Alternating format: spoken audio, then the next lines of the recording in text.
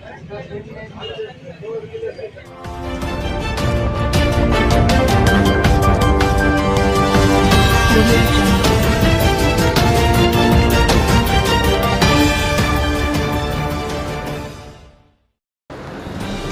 इमारतीचा काही भाग कोसळला, कुठलीही जीवितहानी नाही।